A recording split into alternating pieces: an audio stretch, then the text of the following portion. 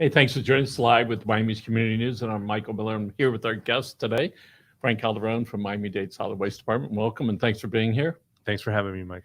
So lots of times people don't know what the Solid Waste Department does. All right, so why don't you tell us what it does that we typically know and see, and then a lot of things that people don't know that you do. Well, yes, the most visible thing we do, of course, is the garbage collection and recycling. All the recycling is done by contractors, but the garbage is picked up by our own employees twice a week. Those are the most. Those are the most obvious services that we provide. There's also bulky waste collection, which some people might run into. You know, driving around, you just see the trucks go by, the big bucket trucks or crane trucks, and they'll pick up like the big. Old appliances, furniture, stuff like that, yard waste in large amounts. Well, we also have small sites where you can drop off items. I might call them small. They're not all necessarily small. They're called TRCs, trash and recycling centers. A lot of people know about them, but a lot of people don't. And, you know, if you have what you have is kind of small, too small to kind of use one of your bulky waste pickups, then you might want to consider taking it to a TRC instead. We have 13 of them countywide, and we also have 2 home chemical collection centers that are open for everybody, and you can bring stuff that you can't take anywhere else, electronic waste, batteries, and stuff like that. So, Frank, so people you have the green garbage cans, carts that go out, Yes. plus the blue one. Blue one's for recycling every 2 weeks. The other ones are 2 times a week. Yes. 300,000 About plus. 340,000, 350,000, somewhere in that neighborhood. Enormous. All right. Yeah. So whatever stuff they can put into those green carts, and I know there's certain stuff they can't. All right. But typically the home garbage that comes from the kitchen, Yes. around going to that recycling, there are the traditional cans, bottles, dry cardboard, no pizza Paper. boxes, paper. Right. No pizza boxes in the recycling. No pizza dead- boxes can go in the green garbage, but not the blue recycling. No dead animals. All right. No. All right.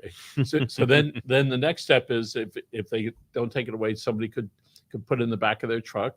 They can take it to one of the TRCs. The TRCs, the trash and recycling centers. That's trash, what we call it, as opposed to garbage. Trash is more like the yard waste.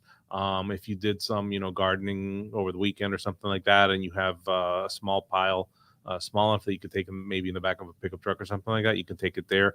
They'll also take, appliances. Some of them will, not all of them. The 13 centers, they're all different. They're located in different neighborhoods. And as a result, some of them could take certain items, some of them can't, but they'll all take the yard trash and that sort of thing. But if you got to take something else, like maybe furniture or appliances, you can check either our website or call 311 to find out for sure if the nearest location takes those items. So other than a driver's license, because you can be driving the vehicle, all right, or somebody in the vehicle needs to have a driver's license, they take it and they swipe the card, make sure that they're a customer, which means they would have a green and or blue card at their home. That means you're a customer in Miami-Dade, right? And there are some cities, or if you live in a city, can you do that also? Some of not the larger cities like Miami, Miami Beach, Hialeah, Coral Gables, those you can't because they're not part of our system. But some of the smaller cities, Pinecrest, Palmetto Bay, yes. And then you can go there and you can dump that. If you have home chemicals, and I keep thinking about, all right, probably have about 15 cans of paint. They're probably each one of them is progressively older, from 1 to 10 years. What should we do with that?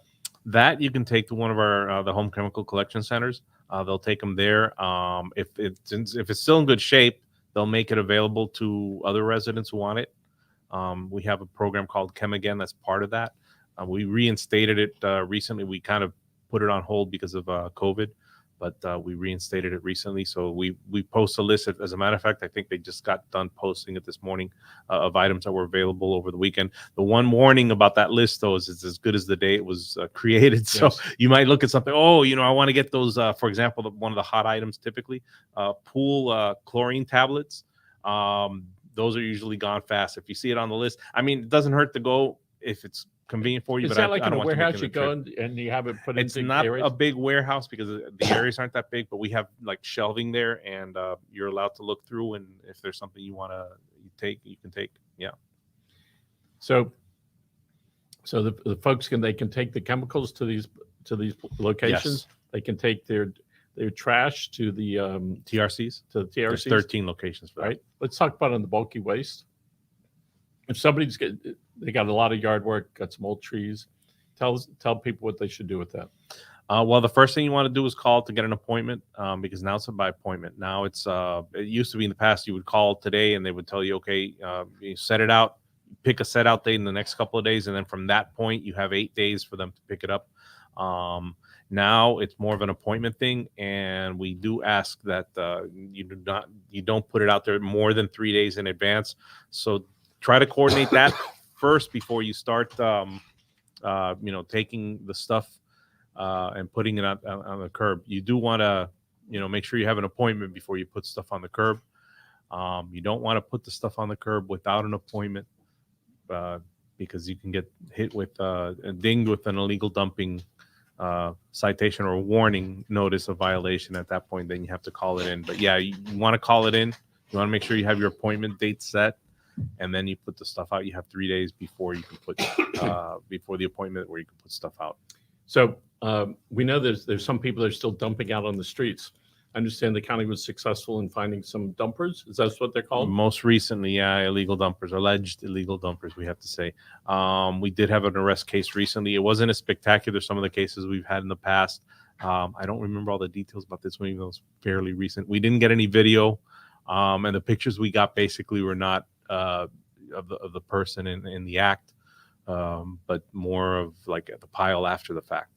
So sometimes sometimes it can be a little bit dramatic and spectacular because we catch them with the video actually dumping. You can actually see them. I still remember I'm pretty sure you do too, the guy with the U-Haul truck. Yes. And that was an interesting case because we couldn't, unfortunately, the camera didn't get enough detail to get like the tag and all that on the guy, but there was a vehicle that was following with him. We got the tag on that one. It was the girlfriend. The girlfriend refused to rat the guy out, so she ended up getting a fine. Oh, no kidding. So, Yeah. So down in I'll use the word generically, Redland, Homestead area, a very rural area. Lots of times people just take their trucks and they'll just dump it on the side of the road.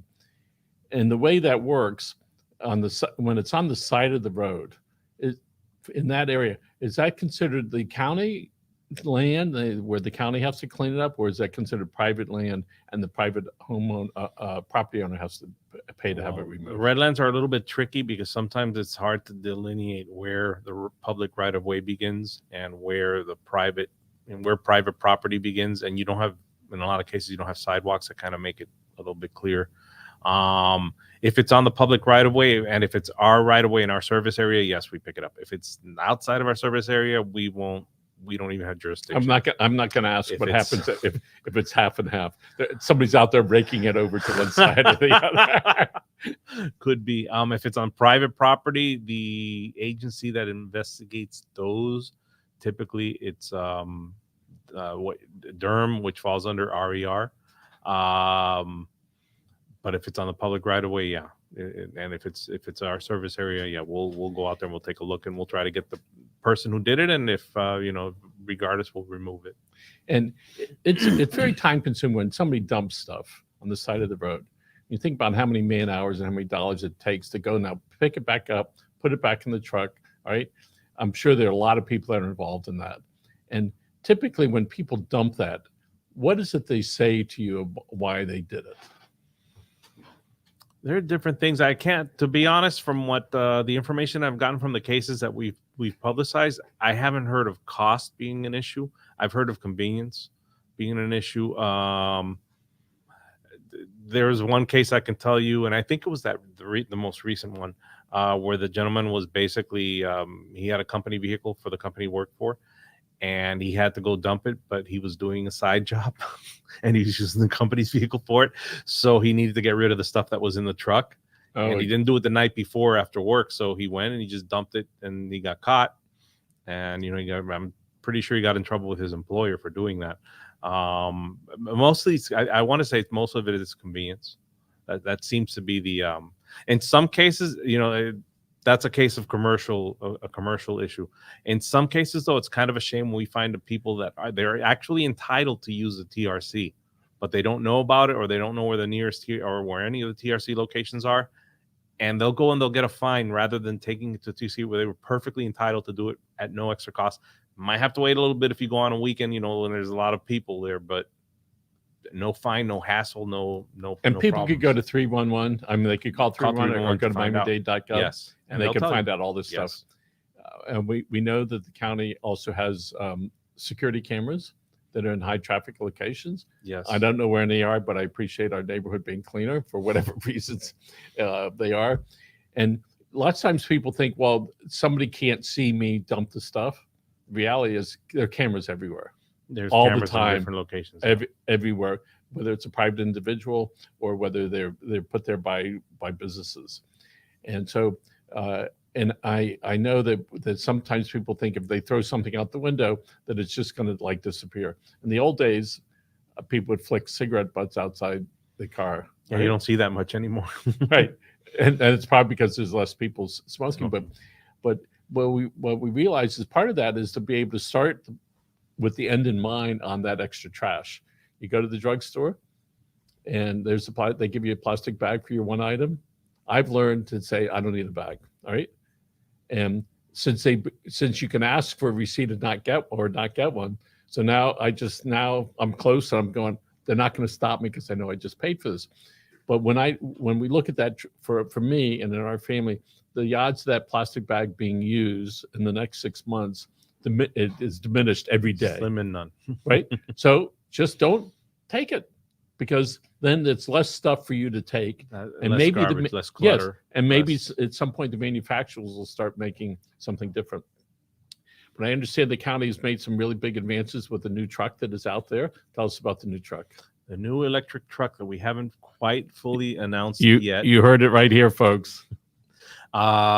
We should have delivery of it soon. We'll make an announcement, of course. We'll make a big, probably have a media press conference or something along those lines. The hope is that eventually that we get a full fleet of electric waste collection vehicles, the garbage trucks, powered by electricity, and that they're powered by the same electricity produced by the same garbage they pick up on a daily basis. That's incredible. That's the dream. Yeah, and that is a very big, important, emotional story for so many people to see that all work like that. Can we do you have a picture on the website of the truck?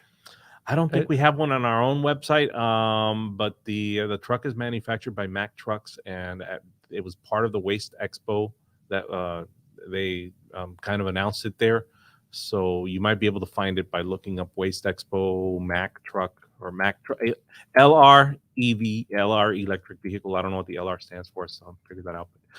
But yeah, Joe, can you see if you can find it? Might be able to find it. Yeah. Okay. And I understand, and this is a regular truck that picks up the green carts. Yes. With the arm on it. Yes. Right. And at night you're going to park this baby over at the plant, and that's the plan. And you have a long extension cord. You're going to plug it in. That's the part they're working on, the exactly how they're going to power it, and that's one of those things that I personally am curious about. It looks like that, but that's not. I don't know that that's ours. But it looks like that. But it looks like that. Yeah. They should have ours there. I know they made that might be ours. The one in the middle, the guy with the red shirt, that might be ours. No, that's not ours. That looks like City of New York. So actually, the skyline. Oh, I like that green, huh?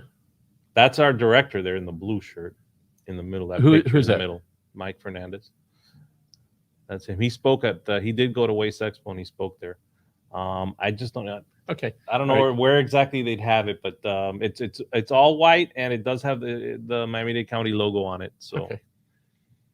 I know they're looking through. They're trying to. Okay, so right now, so that'll be a brand new truck, that electric driven. All right. Yes. Incredible. And one of the things that I'm personally curious about is I've read in the past about electric vehicles, about when you charge at home. Everybody has 110. It would take, for an example, 8 hours to fully charge an electric vehicle. But if you have 220, which very few homes do, if they do, it's typically where you plug the dryer in, because the dryer needs a lot of electric voltage.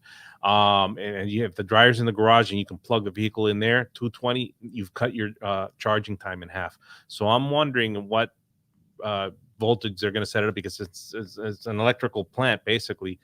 They could set it to whatever voltage they want. It doesn't have to be household 110. I'm just curious. That's a question I'm going to have for our engineers personally. And part of that whole process is, that in the old days was, well, most of it needed gas and oil, which I don't know how long it takes to do that.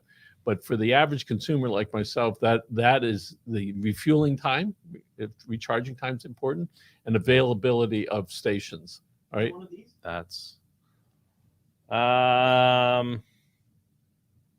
I don't know if that one's not electric. That one's ours, but it's not electric. Yeah, he's trying to show me in real time here, trying to find it. I know I saw a picture of it somewhere. If we go to Miami-Dade.gov, it might be on there. I don't think we have it, because it was Mack Truck that supplied the picture. Okay. All right. Thank you, Joe. Maybe on our social media. Miami-Dade Solid Waste on Facebook. We're on Facebook and Twitter. We might have borrowed it from them. I'm not sure. So when the average consumer, when I was watching TV and I saw Mercedes-Benz, and they have these very futuristic recharged cars, and you pull up to the gas station, and it's just recharging slots, yeah. And it's like, that's incredible. So the question really is, will it get down to a point where it won't take much longer than filling up your gas tank? And then you go, well, it's going to, and then what do we do? But because we have phones, that it won't matter as much, right? So we can sit there. We're used to 5 gallons, 10, 20. And then that's it. And then you go, yeah. So this should be interesting. So right now, when you pick up the trash in the green cans, all right, carts, you take it out to the the plant. Mm-hmm. Most of that gets incinerated. It gets incinerated, to electricity. and we make electric from it. The plant is there, runs on that, and you supply about 35,000 homes in Homestead. So when let's say that you had most of your trucks in, let's say, 5 years on that, it's going to take more electricity to charge those up. Is it enough to affect the homes that you're presently supplying with electricity? I don't think it would, because I think that's contracted. So I don't think it would affect that. Now, from a technological perspective, I mean, there's electricity is like anything else. There's so much capacity. I don't know how. Are you going to need more trash? Are you going to need more fuel for that? That's a good question. I don't know. I don't know what the projections are for, like, what if we had 50? What if we had 100? Yeah. So those are good questions for our engineers. That's a done deal. That's already in the process, right? Well, yeah, the one that we're going to get for sure, and we're going to try it out and see how it works. We have high hopes for it, but yeah. Listen, my son has a Tesla, and he lives in an apartment, and when it's valet parking, mm-hmm. and when valet takes the car, if it needs charge, they charge it up. When he picks it up, it's already charged. We didn't raise him like that, but what the heck? Why not? So the point being that this whole generation, that's what they're going to drive, all right? And in 10 years from now, all right, less than that, or they may not even drive. What? The car might drive itself. And who are we going to get the ticket to? So I think it's very cool that the county is doing that and leading the way, because there are a lot of people that are waiting to see what folks have been doing. And we understand the county has at least one truck that's pink. All right, tell us about that. We have several actually that are trucks that are pink, and the trucks that are pink are done that way specifically as a awareness for breast cancer, for raising funds for breast cancer. I know that's a big, that's kind of near and dear to a lot of people in our department, and a lot of people in our department are heavily involved in raising funds for breast cancer research. So that's a big thing for us. So October is Breast Cancer Awareness Month. Yes. So there's going to be lots of events going on. We typically have a team at the I think it's American Cancer Society has a big walk over at the Marlin Stadium. We typically have a team. Our department typically has a team there. Sometimes I get to be very emotional when I was taking pictures years ago, and I looked at all these people.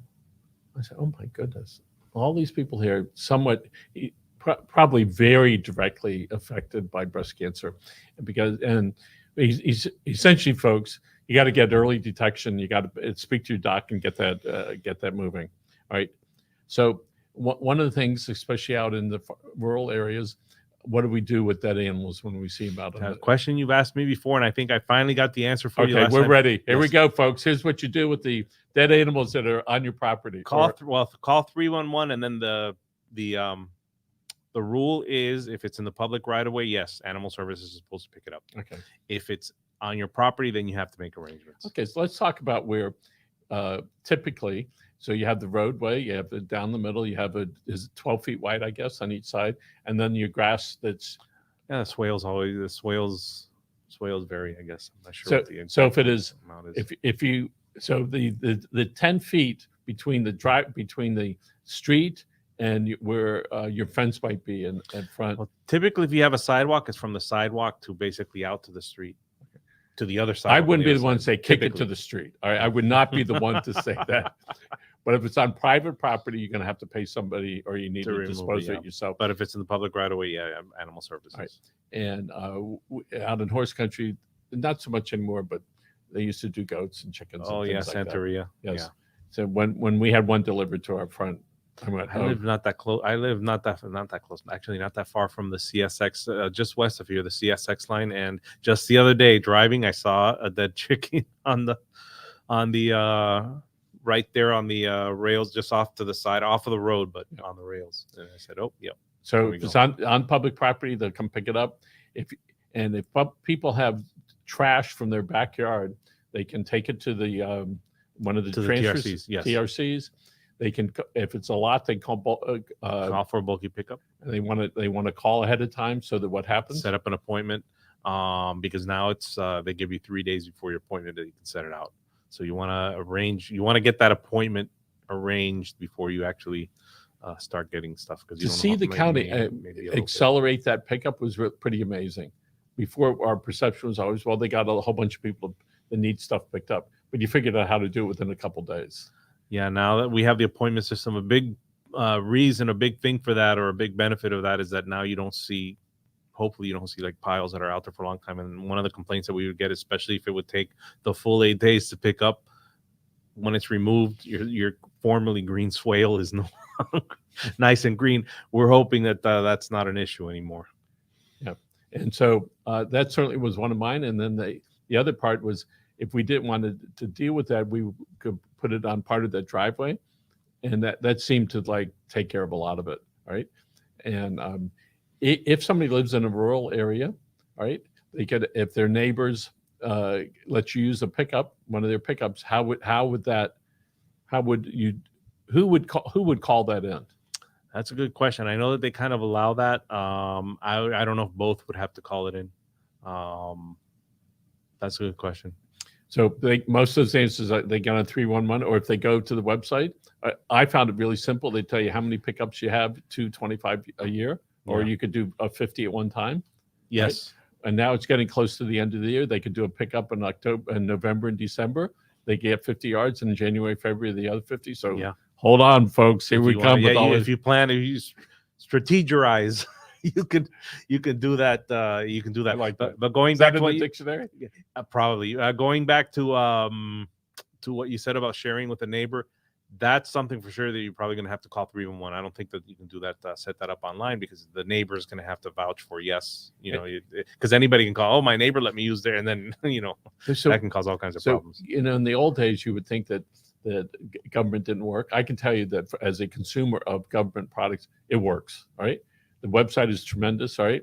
The 311 is good. Far better than almost every medical facility that I've been trying to have conversation with in the last, couple of years. They're there and they answer that. They're very polite. And and let's talk about that. If there's an organization, they wanted to have a community where the kids get credits for community events, and can they do cleanups, and who would they of a road? Who would they talk to? Well, there's a couple of different things they could do. We do have a program where we provide support. The support is mostly in the background, but we do provide support. On our website, you can find a sign up, an email sign up list, so that you're notified if there's an event that's going on. A lot of these are actually driven by our commissioners, county commissioners who want to do some in their neighborhood.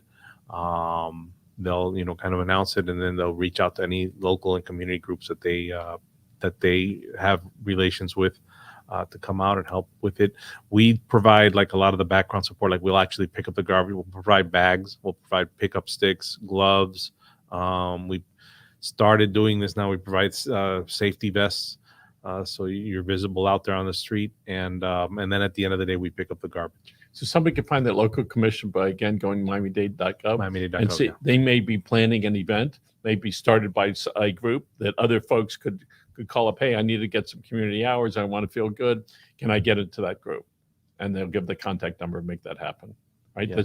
And then some of the people that do it on a regular basis, I see sometimes they get assigned this road cleaned up by whatever church or institution. Yeah, I think that one's state roads, and I think they call that adopt a street. Oh, yes. Adopt a street. So I believe that one's a state program, but yeah. So they can go to the local county commissioner, and again, they go to Miami-Dade.gov, find out who you put in your address and tell you who the commissioner is, call them, email them, and most of them are happy to get people to participate.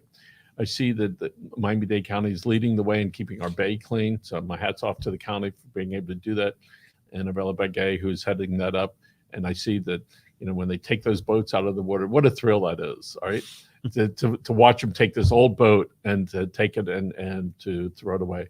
But let's talk about old cars that are on the side of the road, right? The county sees them. They try to figure out whose car it used to belong to, and then they go after them, say, hey, I think so. That's a code enforcement thing. My department doesn't deal with that. I can tell you from personal experience that we had where I live, we had like maybe a couple of cars like that, and they took them away. They got if you leave a car just like sitting there on the side of the road, if I don't know, for parts, and in the public right of way, basically. Eventually, there was one car in particular that was there for a while, but that I remember. But eventually, yeah, they came and they took it.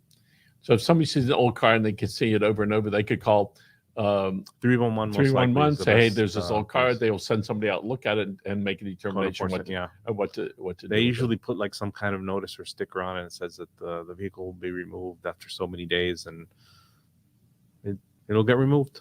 So I wanted to remind the people who think they're going to dump stuff and not get caught. Correct me if I got it wrong. The pile was dumped on the side of the street. The police went through the trash. They found a receipt from a local restaurant. They went to the restaurant. They found the restaurant. They found the timestamp. They found the lady. She must pay for it with a credit. Somebody paid for it with a credit card. They go to the lady's house, and the lady said, "Yep, they did it. Our guy. All right. I made sure I had some roof done with a permit. All right, and I made sure right in there it'll be properly disposed of at a legal. Make sure. Yes." Because that's a good tip. Because ultimately, it could go to two people: you as a consumer, and to them. Yeah. But ultimately, you're involved in it, right? And you want to be able to say, "Hey, this is what I did to make sure this." It was generated from your house. Yeah, it's a very good tip to just make sure that if you're going to have anybody, a handyman or whoever, do work at your house, they provide you with a receipt or some kind of invoice or anything like that, and make sure if they say they're going to take the stuff when they're done, the stuff that's demolished or whatever, that they say that they put it in paper, and they put it in writing, and you have it on the paper, and you have it, yes, that they're going to dispose of the stuff, because then if they come knocking, if one of our enforcement officers come knocking, you can show them the receipt, say, yeah, they said they were going to pick it up, and now you're off the hook. You've given them a piece of evidence because the invoice probably has a person's name and number and the name of the company and all that, and they can go after them. So one of the things our trash containers are in an alley, and frequently people dump their stuff there, and I'm just living with it. All right. And we have 1 minute left. And so years ago, the trash cans are full. So I took our trash and we put it next to it. I paid a guy to take all the trash that was on the ground, not in the can, on the ground, and take it. Of course, he illegally dumped it. They come to us. Fortunately, I had a receipt. All right. And it didn't take them long, all right, to go through my stuff. But it makes me think a lot about when people dump stuff. Rest assured, the odds are they may not find you, but they can find you if they want to spend some time. Frank, we're going to wrap up here in a second. Hurricane season's coming up. What should people do? Now is a good time to, speaking of bulky pickups, if you're going to do, if you were planning on, doing lawn maintenance and stuff in advance of hurricane season, this is advance of hurricane season, so do it now before it gets, It's June. something threatens. It's just about to be June. Yeah. Brian Norcross was out there this morning saying, hey, we got this storm. It looked like it was in Louisiana somewhere. Yeah. And before we know it, it'll be the peak of the season. All right. And it doesn't take a big storm, to cause those limbs to drop. Trim it, call bulky waste, get them to haul it away. Frank Calderon, Miami-Dade Solid Waste Department. Thank you again for being here, and thanks for what you and your colleagues do. Folks, thanks for joining us again. This is Live with Miami's Community News. Have a great day.